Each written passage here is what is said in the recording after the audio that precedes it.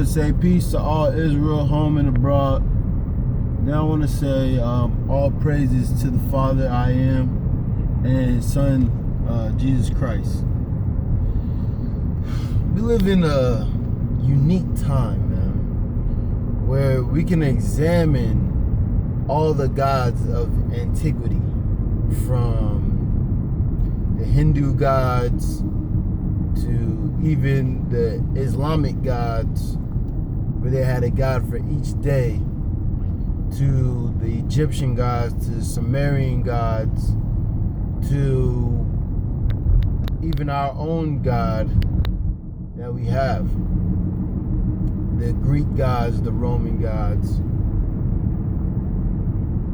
all the gods, from even the Vikings and even the Native Americans and the Mexicans, the Aztecs, the Mayans.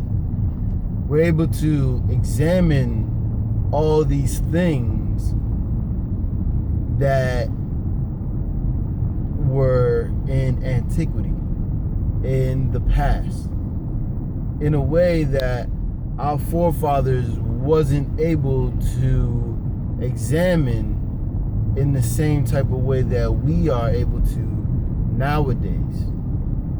And it's very interesting because you have to ask yourself, right? If you are a student of knowledge, a student wanting to get close to your God, a student of antiquity, a student of the spiritual world, what does that mean? Why did every nation have different gods? Where did these guys come from? Were they made up? Did these guys really entertain humans? Did these guys really come to humans? Did these gods really exist? Did they not exist? Or is it just something that we made up out of thin air? What's crazy is that when you examine this and all of the gods of antiquity and all the people from antiquity, and you think about it, none of them was talking about a ball earth, or that there was a big bang, or that evolution, that we came from something. But every nation had this strict belief that we came from superior beings. So then you start to think, if we came from superior beings, what is it that, well, if everybody says we come from superior beings, what is it that the white man is doing with saying that the earth is round and everybody came from amoebas and then grown into the humans that you see today with the intelligence that we have now? But everybody in the past believed in gods, as far as the sun, the moon, the earth, the trees, the waters, the mountains had gods. Everything had gods. It's like, so where'd they come from? What were they? How'd they get there? How did we think them up? And I think the telltale sign is the Sumerians, because they actually interacted with the gods, right? That's where a lot of people fail to understand that there was actually people that interacted with the gods outside of Egypt. They claim they did, but they didn't. Plus, there's researchers that say that Egypt got most of their information from the Sumerians, from the Mesopotamia, which is where Abraham came from. So it's very eerie to think that the information that is presented to us is not concrete into something. So then this is what we do. We try to link what the white man has taught us to what is written in the books, as far as canonical, non-canonical, pseudo, non-pseudo, historical books. And we tried to figure out, okay, well, if we came from evolution, there can't be a God because this is made by design. It's just something that happens through nature. But then what created nature? What created that Big Bang? What was it that was there? So then we say, okay, God can't be infinite where he made trillions of stars, trillions of sand, abundance of water, millions on top of millions on top of millions of blades of grass. And then we say there is no God because who would take the time to do that? So now you have to look and examine these things that we are being taught and say, you know what? Let's go see what the ancestors said. Where they dealt with the gods, they talked with the gods, they even had dreams of the gods, seen the gods. But we still come and say that they're not real because the white man said we came from evolution. See, this is the greatest trick the devil ever did, which is the adversary, is make people think that he didn't exist. So now, if I tell you that this man exists, or this man exists, or this certain being exists, and then another person tell you the same exact thing, do you believe them, or do you believe what you only seen? Like, I'll give you an example.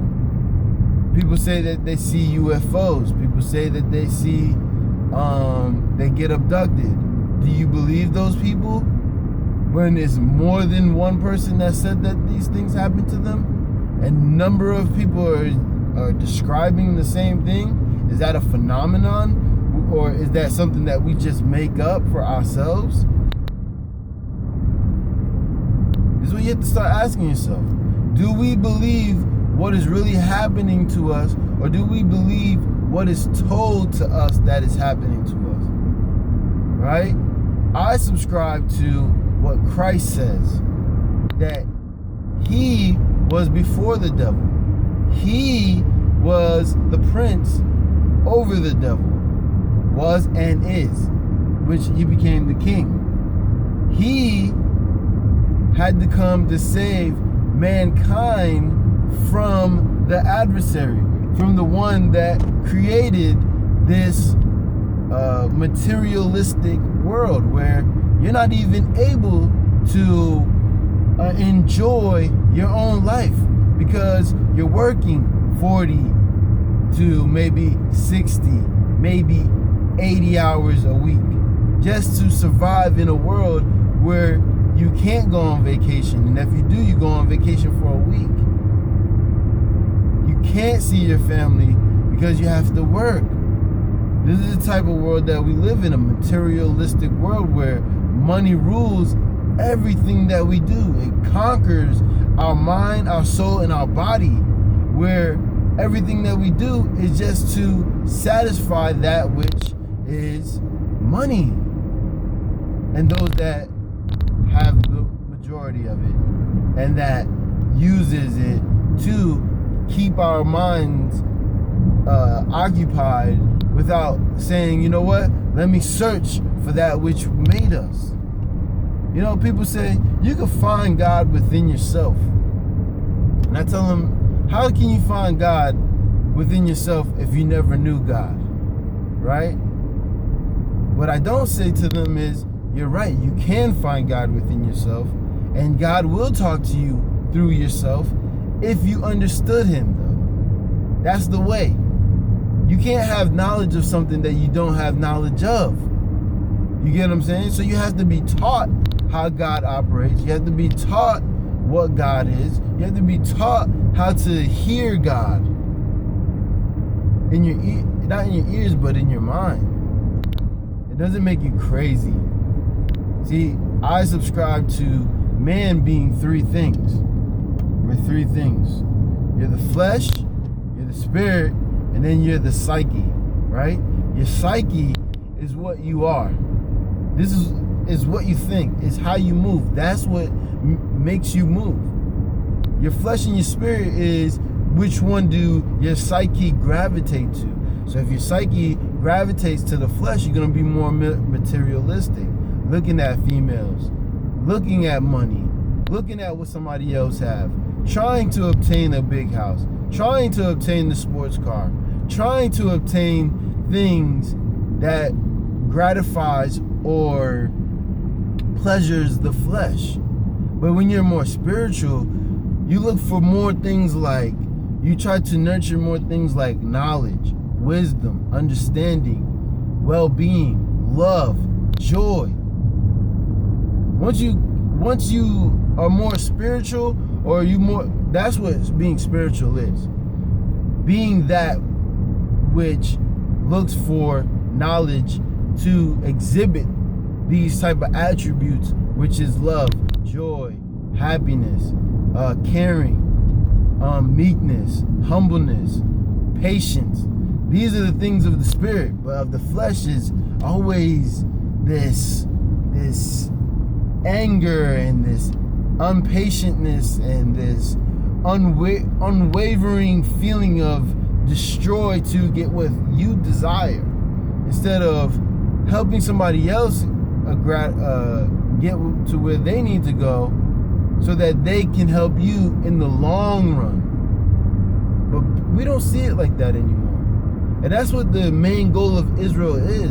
The main goal of Israel is not to bash anybody or to bring anybody down. It's to raise the consciousness level of the world to really to be able to understand how we are to operate with one another on this planet. That's the job. That's our job. But when we say, no, white man is the devil, the Chinese man is the devil, the Arab is the devil, the African is the devil, we put ourselves in a box, which is called the flesh. We're not living outside of that. Yes, we're a chosen people, but why were you chosen? See, we forget. Why did Christ come? To bring everything that's been happening from the beginning into perspective. Don't you think that the reason God came or Christ came was to fix something that was broken, correct? Which would be Israel in a lot of people's minds. In my mind, it's not only Israel that's broken. It's the whole entire world, because the waters are unbounded. The trees, they're not getting their nourishment. The rain comes on occasion. The animals are dying by remarkable numbers. Now they have such things as global warming. This all ties into the gods. The ones that are of darkness, they want you to be of the flesh so that you serve them. Once they get you to a certain point in the flesh where they can reveal themselves and make it be like they're the superior beings of you, all you're gonna do is want to serve them, want to give them all your power, want to give them all your obedience. That's what the devil wants. God wants you to treat each other as equals. Treat each other with love and kindness to the point where the next man doesn't need anything and you don't need anything, but you give to that other man because that's just how we are through the Spirit. It's Christ came to fix something that is broken. The earth is broken. Venezuela's going up in flames. Russia's ready to go to war. Korea's ready to go to war. America's in trillions of dollars of debt. I don't know how the hell that's even possible. If we're buying merchandise from them, all we do is buy and sell here. So who are we in debt to? The gods. That's who you're in debt to. You're not in debt to China. They tell you this. This is the stuff they tell you, but if you look at the major scope of things and you take the gods out of hiding and you put them back in play, put them back in reality, put them back in the world, then you're able to see that we're not in debt to another country. We're in debt to the gods that run these countries. We have to keep on feeding them, because that's what they want. We're servants. That's why it says Christ had to come into a servant's body.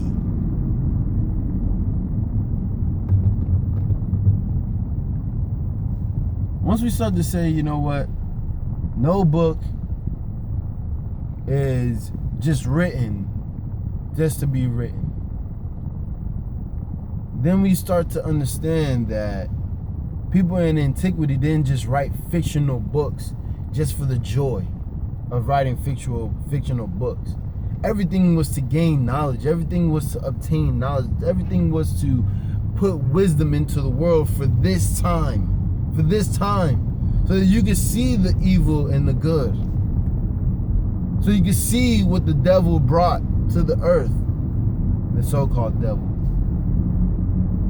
Because the ignorant talk evil about dignitaries.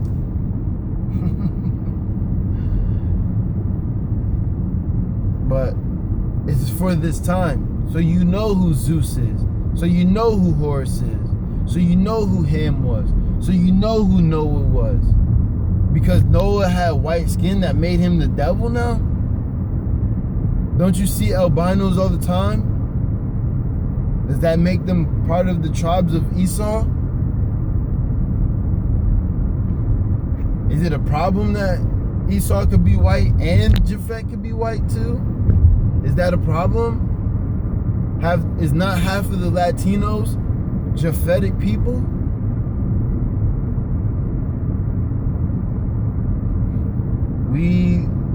What we do is we like to dismiss information from antiquity, and it doesn't help us in the long run by dismissing what God is letting loose on the earth as information, as far as information goes.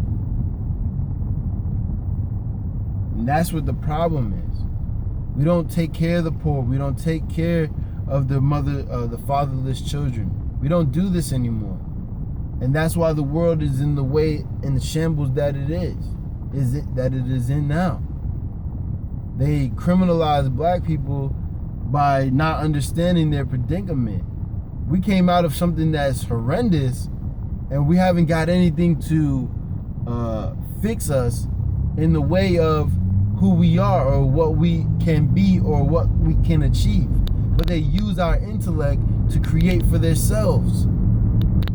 They take us out. Oh, he's smart. Let's take him in. Give him whatever he needs. Make him part of us. But the rest, push them back down. Show them that they're nothing. But when we are really something. This is what the rulers of darkness does.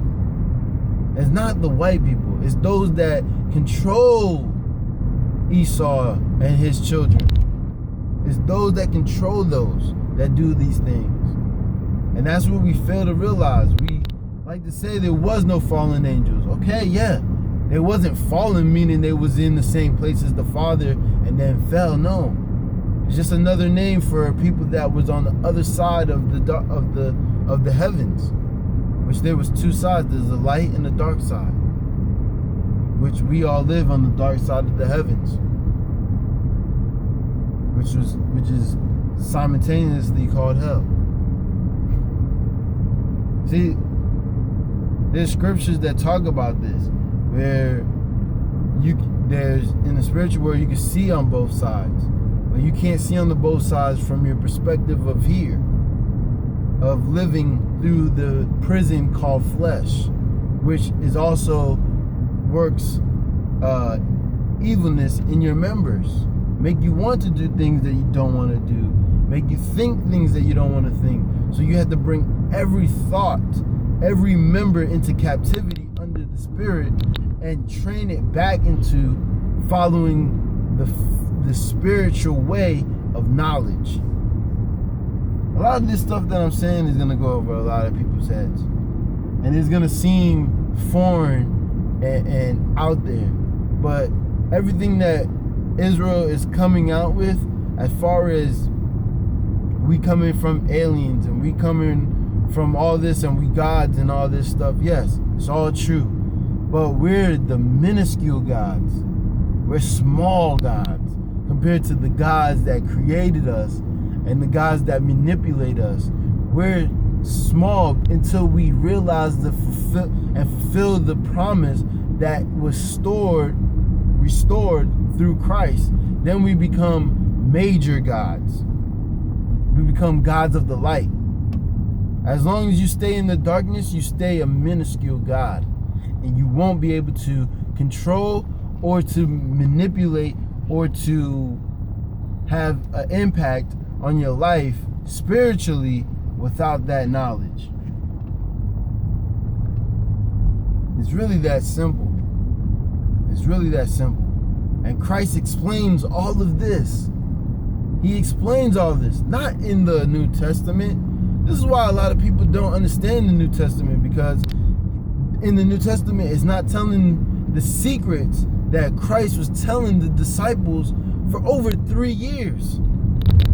You think that he just kept saying the same things and over that was going on in the world? You think he just kept talking about what was happening here? Or was he not giving them secrets about the gods and about where he came from and how everything operated and how we got here and how the situation came to be? And why the devil did what he did, and why God did what he did, as far as the flood and Cain and Abel. This is the stuff that people don't think about.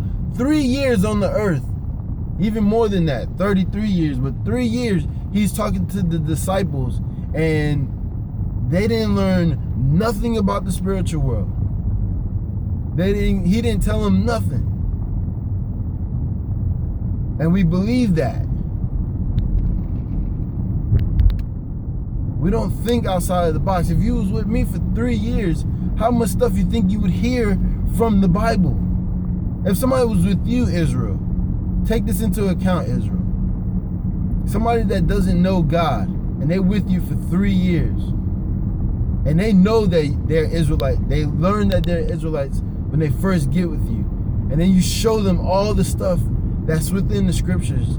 You don't think they would learn a lot from just you in 3 years?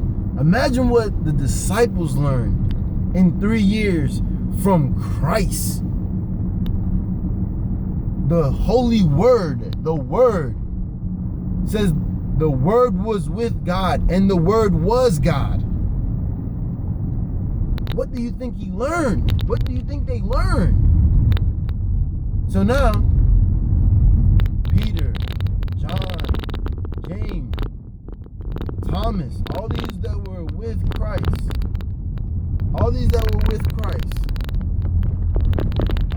they didn't write anything. They didn't have nothing to say but those little books that's in the New Testament. And Paul had the most to say, and Paul came after Christ died. Nobody, you don't think of that, huh? You don't really think of that. There's nothing wrong with Paul's writings. Yeah, they're hard to understand. Paul's writing is for the milk. It's for those that just learning the milk and understanding the milk. But once you start to realize, well, what happened to the disciples that were with Christ? Why didn't they write nothing? Why didn't anybody that followed them write anything? No. Just Paul could write. And just a little bit of stuff Peter and them would write. Like they wasn't over no churches. This is what we think about. Then we go out here and we say foolishness like all these gods is fake. But the devil is only one man against a whole host of heaven. There's no war in heaven, but Michael's angels and the devil's angels are going to go to war, or at war. But that's not gonna happen. That's talking about Israel. Like, let's really get our head out of our asses and really start to think about all these books that are starting to come out, regardless if it's the book of Enoch, the book of Jasher, the Gnostic Gospels, the lost books of the disciples. Let's start reading these, because you know what? Maybe there's information in it that will help us get a clear understanding of those 3 years that Christ was with the disciples, those that he chose, that the world don't want you to know about. They didn't know anything. They were just there. They taught that Christ was God, that that this is our kingdom, and that's it.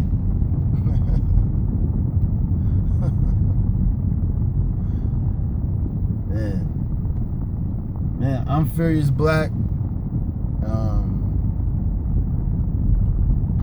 I'm gonna say I love all Israel. We just gotta get our heads out of our asses and realize, yo, there's other books. That book that we have was meant to be that way. It was meant to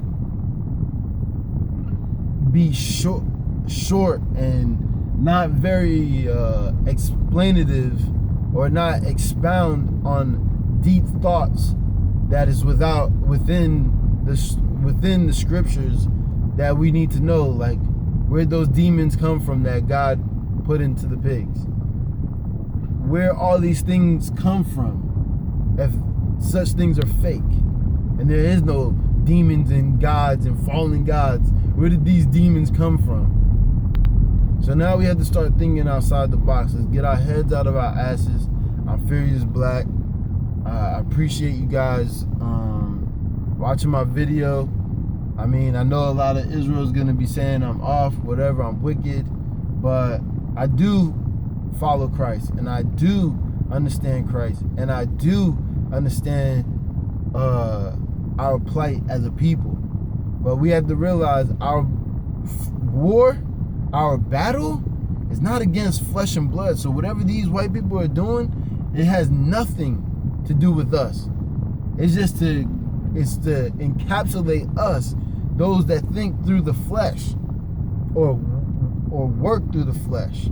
Those that work through the flesh is going to be encapsulated or captured by the white man's traps, which is orchestrated by the spiritual world of the angels or demons that control it. So I'm Furious Black. I appreciate you guys watching. Thank you. And I know I'm a little bit all over the place, but I'm really not. It's just that's how it comes out. And thank you.